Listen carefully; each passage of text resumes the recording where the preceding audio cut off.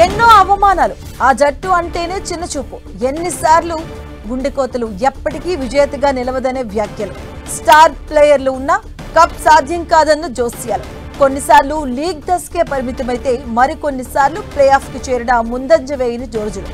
ఇక 3 సార్లు ఫైనల్స్ వరకు వెళ్లినా కప్ సాధించలేక వెనుదిరిగి వేదన అనుభవించిన సందర్భాలు ఎన్నో. ఒకానొక దశలో ఆర్సీబీ అభిమానుల నినాదం ఈ సాల కప్ నమ్దే జోక్గా మారిపోయిన పరిస్థితి. కానీ 2008 నుంచి గెలుపోటములతో నిమిత్తం లేకుండా ఆర్సీబీ జెండాను తమ మనసులో నింపుకున్న ఫ్యాన్స్ గర్వపడే క్షణం వచ్చేసింది. తమ టీంని 18వ నంబర్ జెర్సీకి కానుకగా ఇస్తున్నట్లుగా ఐపీఎల్ 18 సీజన్లో రాయల్ ఛాలెంజర్స్ బెంగళూరు ఛాంపియన్గా అవతరించింది.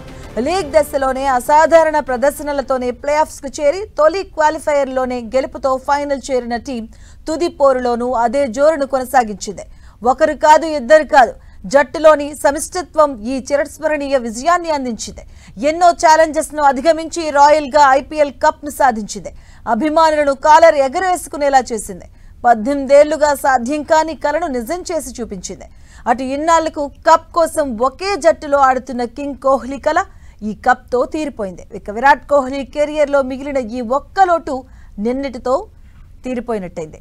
ఇక ఐపీఎల్ 2025లో రాయల్ ఛాలెంజర్స్ బెంగళూరు జట్టు కొత్త ఛాంపియన్ గా అవతరించింది. గతంలో 3 సార్లు ఫైనల్ మ్యాచ్ లో ఓటమి పాలైన జట్టు ఎట్టకేలకు 18వ సీజన్లో ఈ సాల కప్ నమ్దే అంటూ ట్రోఫీని ముద్దాడింది. అహ్మదాబాద్ వేదికగా నరేంద్ర మోదీ స్టేడియంలో జరిగిన ఫైనల్లో రజత్ పాటీదార్ సారథ్యంలోని ఆర్సీబీని జట్టు 6 పరుగుల తేడాతో పంజాబ్ కింగ్స్ పై విజయం సాధించింది.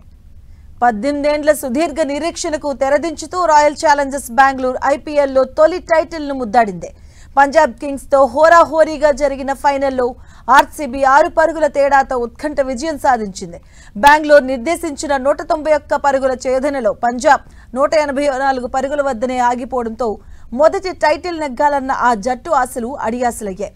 ఛేదనలో శశాంక్ సింగ్, జోష్ ఇంగ్లీష్ పోరాడినా ఆ జట్టుకు నిరాశ తప్పలేదు. మొదట బ్యాటింగ్ చేసిన ఆర్సీబీ నిర్ణీత ఓవర్లలో 9 వికెట్ల నష్టానికి 190 పరుగులు చేసింది. విరాట్ కోహ్లీ నెమ్మదిగా ఆడిన కెప్టెన్ రజత్ పాటీదార్, జితేష్ శర్మ, లివింగ్స్టోన్ మెరుపులతో ఆ జట్టుకు పోరాడగలిగే స్కోర్ను అందించారు. ఇక మొదట బ్యాటింగ్ చేసిన బెంగళూరు ఇన్నింగ్స్ ఆడుతూ పడుతూ లేస్తూ సాగింది. ఓవైపు స్కోర్ బోర్డు వేగంగానే కదులుతున్నా మరోవైపు కీలక సమయంలో వికెట్లు కోల్పోవడం ఆ జట్టు భారీ స్కోర్ ఆశలపై నీళ్లు చల్లింది. ఇక హర్షదీప్ మొదటి ఓవర్లోనే 4 ఇన్నింగ్స్ ను మొదలుపెట్టిన ఫిల్ స్టార్ జెమిసన్ వేసినటువంటి 2వ ఓవర్లలో భారీ షాట్ ఆడబోయి మిడాన్ వద్ద శ్రేయస్ చేతికి చిక్కాడు. ఇక 3వ స్థానంలో వచ్చిన మయాంక్ 2 బౌండరీలు, ఓ సిక్సర్తో టచ్లోనే కనిపించిన 7వ ఓవర్లలో బంతినందుకున్న చాహల్ 2వ బంతికి అతడి ఇన్నింగ్స్కు తెరదించాడు. ఇక కెప్టెన్ రజత్ కూడా ఓ బౌండరీ, 2 సిక్స్లతో రెచ్చిపోయిన జెమిసన్ 10వ ఓవర్లలో వికెట్ల ముందు దొరికిపోయాడు. ఇక మరో ఎండ్లో కోహ్లీ ఆరంభం నుంచే వికెట్లు కోల్పోవడంతో తన సహజ శైలికి భిన్నంగా ఆడాడు. 11 ఓవర్ల వరకు అతడు ఆడిన బంతులు 22 కాగా చేసిన పరుగులు 28 మాత్రమే. ఇక అజ్మతుల్లా 15వ ఓవర్లో షార్ట్ బాల్ గా వేసిన 5వ బంతిని ఆడబోయిన కోహ్లీ బాల్ కాస్త బ్యాట్ ఎడ్జ్కు తాకి అక్కడే పైకి లేవడంతో కోహ్లీ కథ ముగిసింది.